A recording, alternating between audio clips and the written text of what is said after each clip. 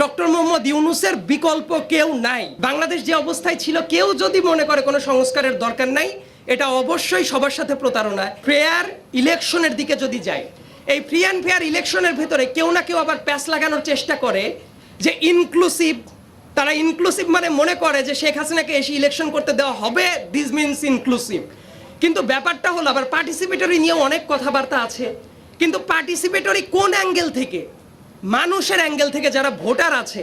কিন্তু আমরা যদি মনে করি যে সবাইকে পার্টিসিপেট করতেই দিতে হবে, তাহলে এমন অনেক মানুষ আছে যে পিওরলি তারা হয়তোবা বাংলাদেশে এমন কোনো কাজ করেছে যেটা সন্ত্রাস বিরোধী আইনে নিষিদ্ধ।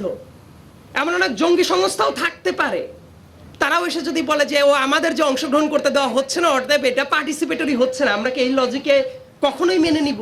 বিএনপির ভিউটা নিয়ে পড়ার চেষ্টা করেছি, এনসিপির ভিউটা নিয়ে কখনো পড়ার চেষ্টা করেছি, কখনো জামাতের ভিউটা নিয়ে পড়ার চেষ্টা করেছি, এবং তাদের যারা যারা মুখপাত্র আছে তাদের বক্তৃতাগুলো যখন শুনি, দেখি দিন শেষে কেউই খুশি না। এই যে কেউই খুশি না, এইটার কারণটা তখন এটা প্রেশারটা পড়ে কাদের পর?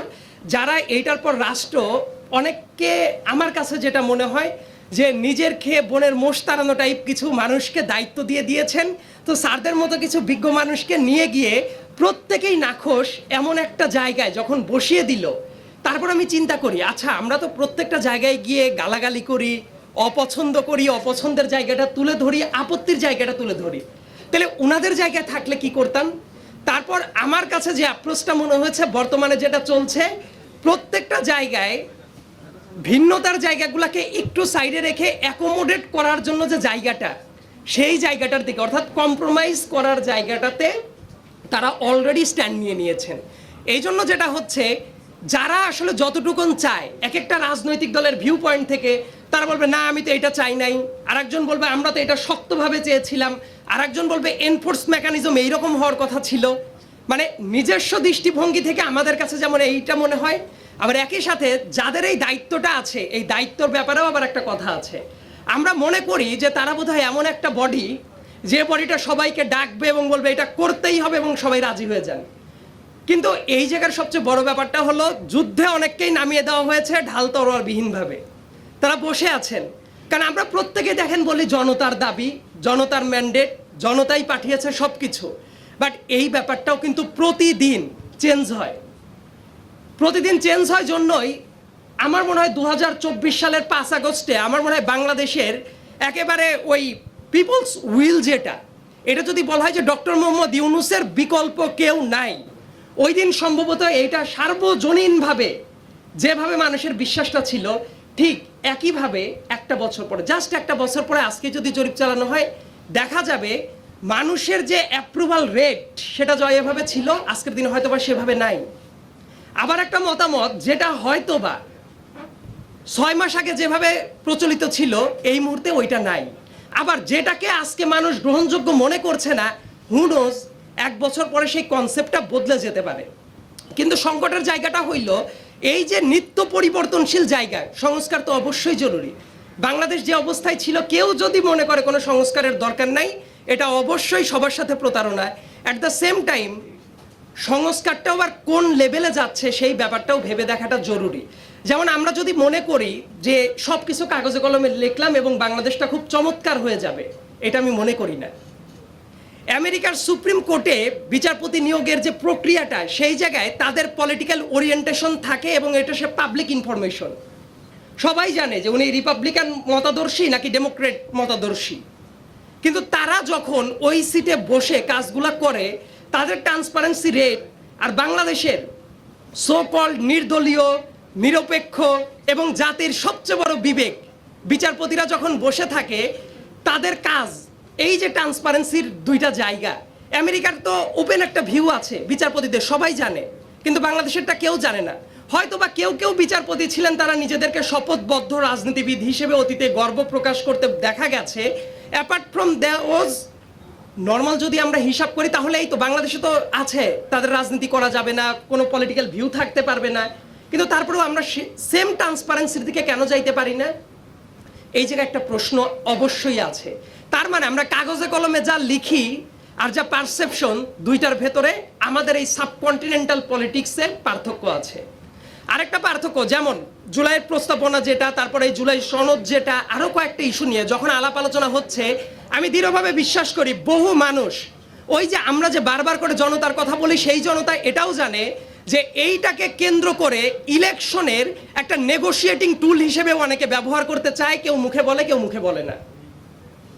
আজকের দিনেও এটা যদি বলি, অনেকেই মনে করবে যে না, এটা কি বললো, কিন্তু প্র্যাকটিক্যাল গ্রাউন্ডটা হলো এই ইনস্ট্রুমেন্টগুলো তো বটেই, কিন্তু এই ইনস্ট্রুমেন্টগুলোর বাইরে এই ইনস্ট্রুমেন্টের ভিত্তিতেও একটা রাজনীতি আছে, যে অনেকে মুখ দিয়ে স্বীকার করবে না, কিন্তু এই ইনস্ট্রুমেন্টগুলোর ভিত্তিতে এই জায়গায় একটা সিটের দর কষাকষি বা বিভিন্ন ইস্যু আসতেও পারে। কিন্তু দেখেন, সেই ব্যাপারটা তো কোথাও লেখা নাই। আমাদের এই সনদ, সংস্কার, আকাঙ্ক্ষা, প্রত্যেকটা জিনিস আমরা যদি মনে করি সব কিছু লেখা থাকবে এবং খুব ভালো একটা দেশ হয়ে যাবে, আমি এটা মনে করি না।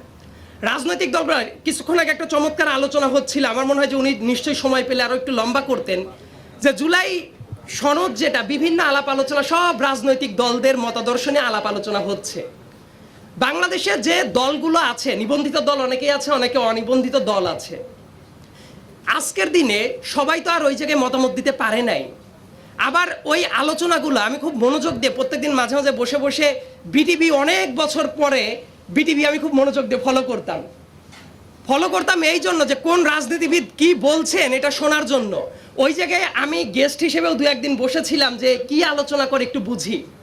অনেকে আছে খুব চমৎকার আলোচনা করেন, আবার এমন অনেক পলিটিক্যাল দলের ওই জায়গায় নেতারা বসে থাকতেন, ফিক্সড টপিকের পর আলোচনা করতে গেলে আমি দেখতাম এমন আলোচনা করছে যেটা ওই টপিকের সাথে সামঞ্জস্যপূর্ণ না। একদম স্ট্রেট ফরওয়ার্ড আমি এই কথাটা বললাম, কারণ আমি নিজে শুনেছি এবং আমি বোঝার চেষ্টা করেছি। কনস্টিটিউশনের পার্টিকুলার একটা জায়গা নিয়ে আলাপ আলোচনা হয়েছে, অথচ কয়েকটা রাজনৈতিক দলের নেতা ওই ইস্যুতে কথা বলেছেন, অ্যাবসলিউটলি 1% আলোচনা ওই টপিকের পর ছিল না। কিন্তু বাইরে এসে এই সংস্কার চাই, ওই সংস্কার চাই, কিন্তু ওইটার সাবস্টেন্স ছিল না। কয়েকজন রাজনীতিবিদ যারা উপস্থিত ছিলেন তারা অলরেডি হাসা শুরু করছেন, কারণ তারাও জানেন যে ওই জায়গায় কি আলোচনাটা হয়েছে। এই জন্য আমি যেটা মনে করি, জুলাই সনদের ভেতরে বর্তমানের যে সংকটের জায়গাটা, এটা এনফোর্স কিভাবে করা যাবে সেই জায়গাটা নিয়ে অনেক কথাবার্তা চলছে। কয়েকজন আলোচনাতেও টানছিলেন যে এটা সুপ্রা কনস্টিটিউশনাল কোনো ইনস্ট্রুমেন্ট হয়ে যাচ্ছে কিনা। সেটা যদি হয়, আপত্তি তোলার মতো বেশ কিছু জায়গা থাকবে। তার কারণ হইল, আমরা যদি কনস্টিটিউশনটাকে একদম ফান্ডামেন্টাল জায়গায় ধরি, আবার কেউ কেউ প্রশ্ন তুলতেই পারে যে আমরা তো এই কনস্টিটিউশনই চাই না। হইতেই পারে, এক একজনের এক একটা অবশ্যই মতামত আছে, কিন্তু কথাটা হলো আমরা কনস্টিটিউশনই চাই না, এখন যা খুশি যদি তাই করা যায়। এই সরকারের এক্সিস্টিং যে সরকারটা চলছে, এটার ভিত্তিটা কি? আমরা বলতেই পারি people's will, but people's will ব্যাপারটা কনস্ট্যান্ট না।